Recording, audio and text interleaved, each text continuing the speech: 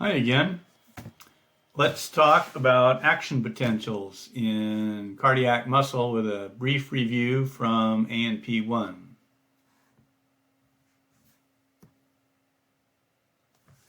So this is the review of a action potential that we looked at in 241 for skeletal muscle and neurons.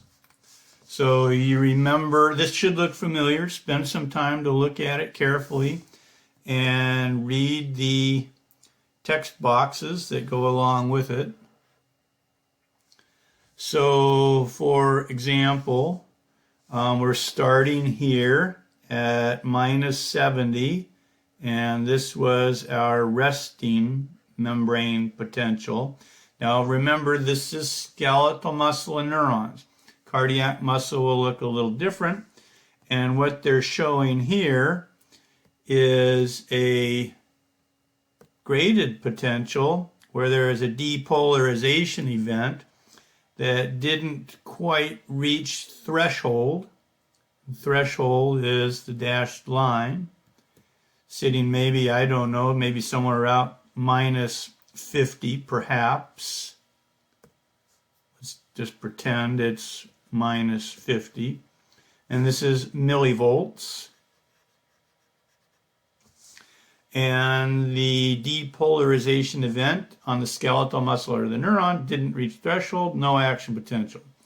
If the graded potential is high enough, is great enough, we hit threshold, and then there's this very rapid increase, or decrease rather, in the membrane polarization. So the things to note are the little boxes. So at this point of hitting threshold, read the boxes, another graded potential reaches threshold, so we got up to the dashed line. At that point, voltage gated sodium channels open and sodium rushes in. This is what we spent a lot of time with last quarter, or in 241. Was this rapid rising phase of the action potential. So this is an AP. And that was due to the sodium leaking in. So this is what we did last quarter.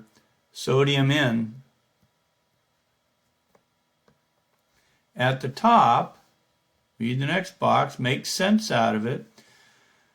The voltage-gated potassium channels open, and the voltage-gated sodium channels begin to close at the top. And then on the falling phase of the action potential was repolarization. And again, read the box. Voltage-gated sodium channels are closed, voltage-gated potassium channels open, potassium rushes out. Great.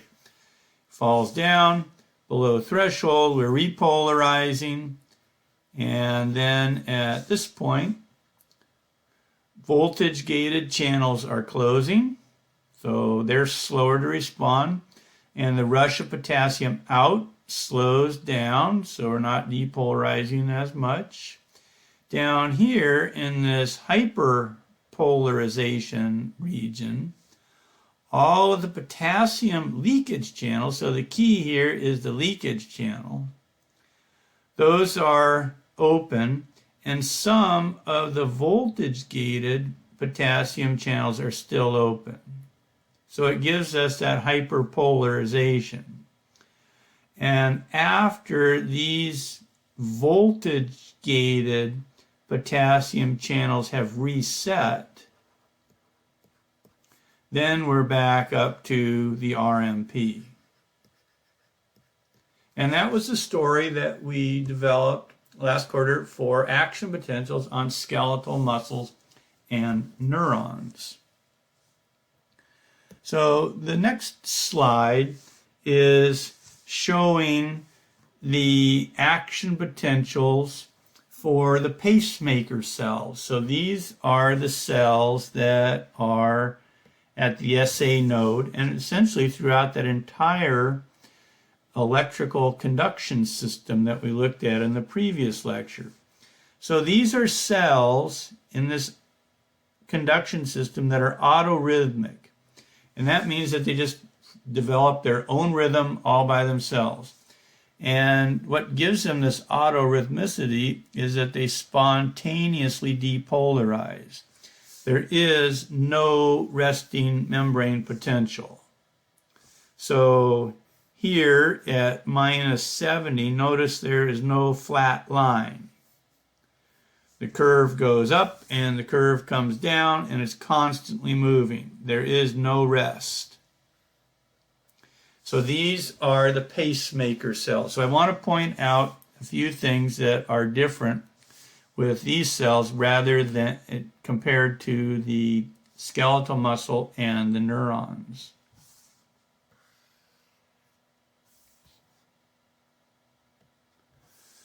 So these are the cells in the SA node. So the SA node cells. Oops.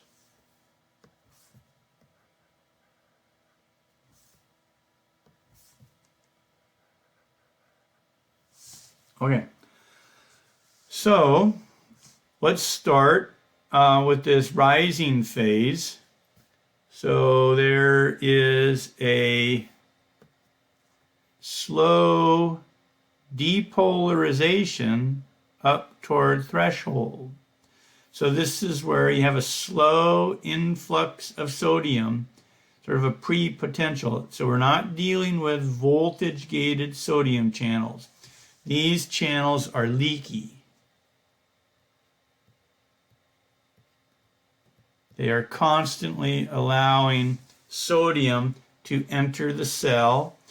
And then when the membrane reaches threshold, enough sodium has entered to cause the membrane to get to threshold, then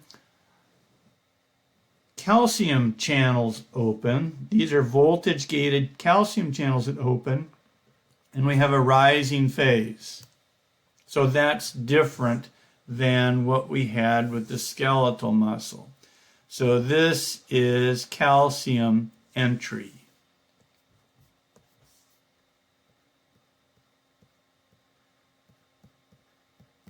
And it's the calcium that enters and depolarizes the rest of the SA cell, and then we have a pacemaker potential. Here. Let's just call it an action, or we'll call it a pacemaker potential. This is the electrical signal that leaves the SA node, travels through the internodal pathways to reach the AV node. This is the wave, this is the curve. To finish off this figure, the falling phase is the result of the same thing.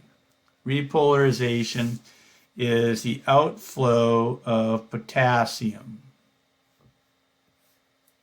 So those are voltage-gated potassium channels that close. So we had voltage-gated,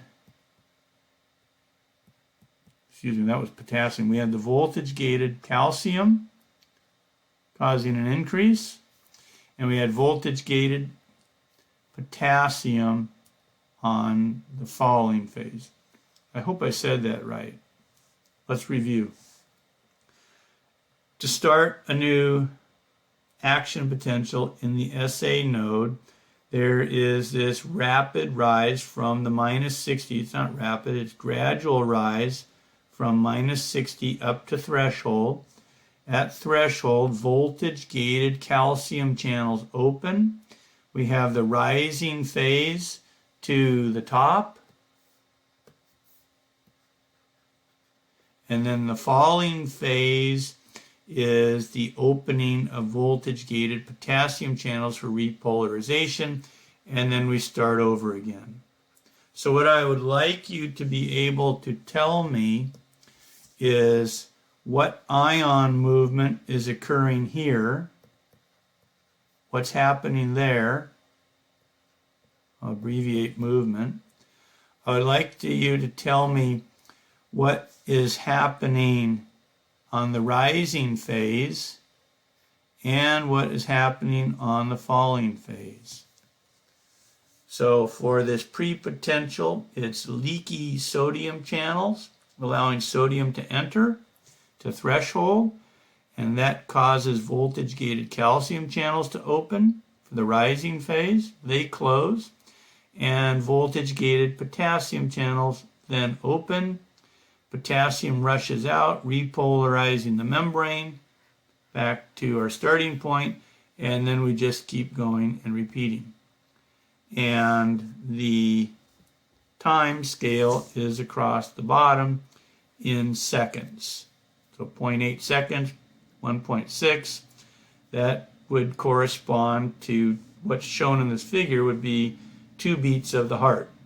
Because the SA node would fire once, causing ventricles to contract. SA node fires again, causing ventricles to contract. So we have 2 heartbeats represented in this figure. Okay, let's go to the next figure and look at myocardial action potentials. So what's important here is that you remember that this is the pacemaker story.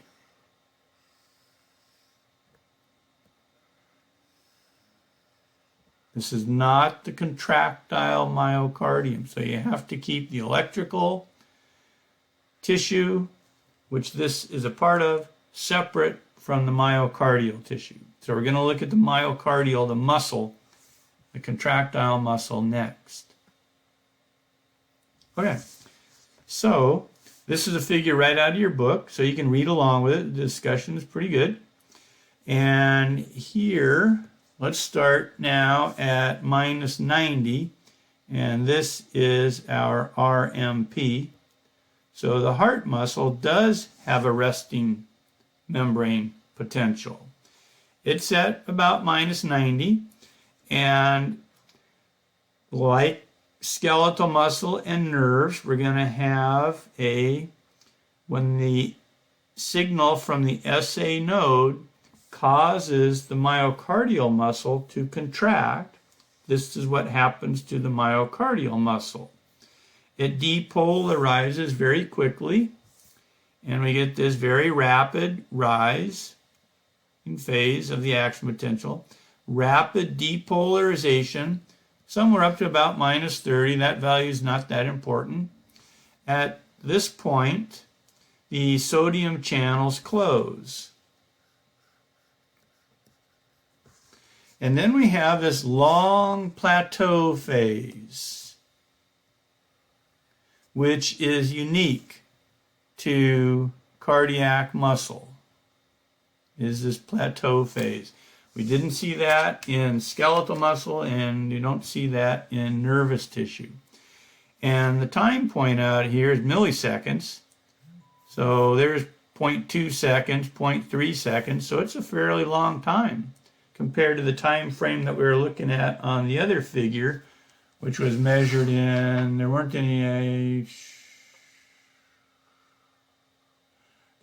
units or time scale on the very first figure. So let's deal with the plateau phase. After the rapid depolarization at the top, at that point, slow gated calcium channels open. Calcium is important for heart function, heart contraction. But it's a positively charged ion. It enters the cell and keeps it depolarized as if sodium were entering. But we're just using calcium for this plateau phase. And at some point, those calcium channels are slow to respond, and then they slowly close. And then we have repolarization, which occurs. the result of potassium channels opening. So it's not drawn in here, it's discussed in the book, I believe. So these are potassium channels open. And as before, potassium rushes out.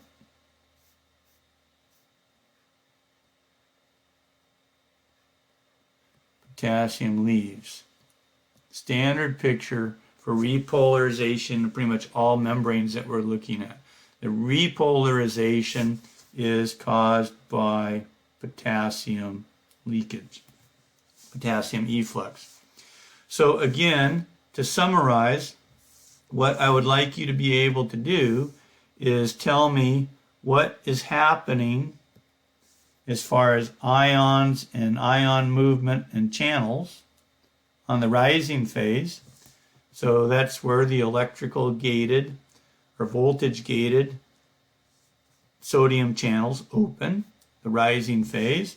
And then what happens for the plateau phase? Well, slow calcium channels open. And then on the falling phase, calcium channels are closing and potassium channels are opening.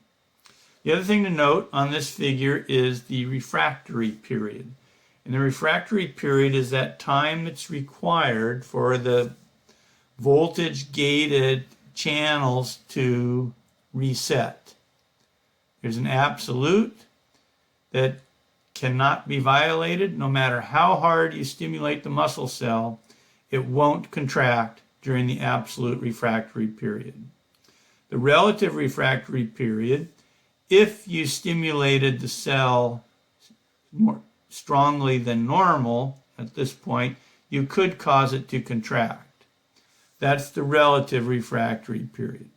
You can pretty much just consider the total refractory period and not worry too much about the absolute.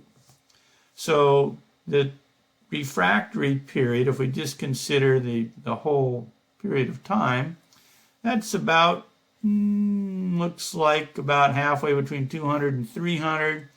So maybe equal to 250 milliseconds. And you should be able to tell me, one, how many milliseconds are in 1 second, and then you should be able to use that to calculate the heart rate. If we assume that the heart is beating, that we had one beat, no, let's leave that alone. That's a different question.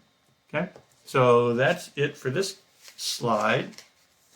Study it, practice it, print it out, and again, be able to describe what happens during the rising phase, the plateau, and the repolarization phase.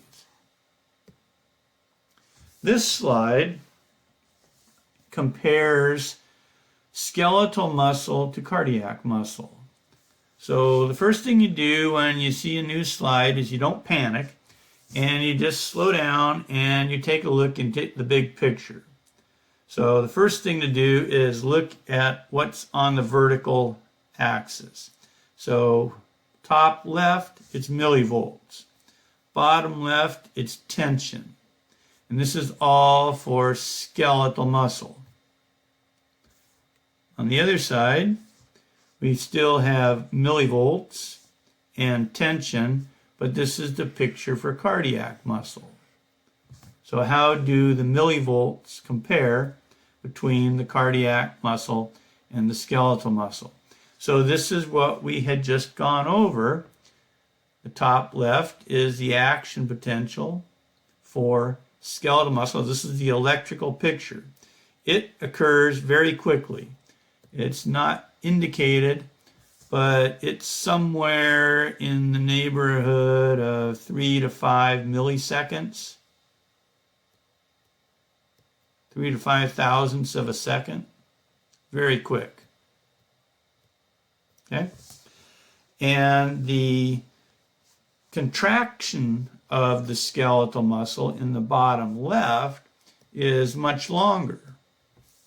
This goes out from 0 to, I don't know, let's say that's from 0 to 100. Maybe that's 60. Maybe 70. Let's call it 70. So that time is 70 milliseconds. So, keep it straight. The top panel is the electrical story. It depolarizes and repolarizes extremely fast, 3 to 5 milliseconds, and that causes the muscle cell to twitch. And that twitch, this is tension. It's not electrical. So the tension, let's call it, is equal to a twitch. And you remember that some skeletal muscle cells are slow twitch and some are fast twitch. Slow versus fast. And then you might remember what was going on there with the calcium leaking out and binding the troponin, moving the tropomyosin, yada yada. That whole story that we did in P1. So, the action potential is very quick. The tension curve is much slower. Now you come over to the cardiac muscle on the right side of the slide. We just went over this. It has a very long action potential. And let's call this about 250 milliseconds. And you're comparing that to the length of time for the action potential in the skeletal muscle. So, in the cardiac muscle, the action potential is about 250-ish. And in the skeletal muscle, it's about 3 to 5. Then if you look at the tension curve for cardiac muscle, it's much longer. So 0 to, I don't know, let's say 300 from beginning to end.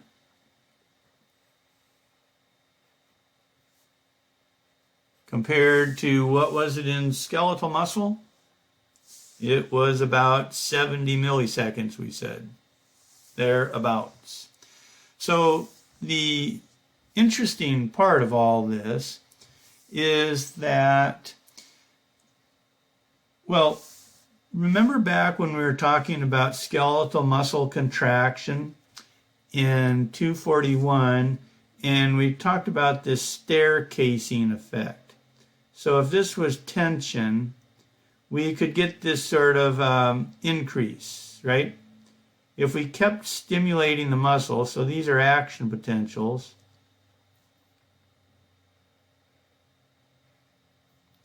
if we stimulated the skeletal muscle before it had a chance to relax all the way, we could get this increasing tension. Because you're basically stimulating the muscle before it has a chance to relax in tension. And it just keeps going up, up, up. That can't happen in cardiac muscle.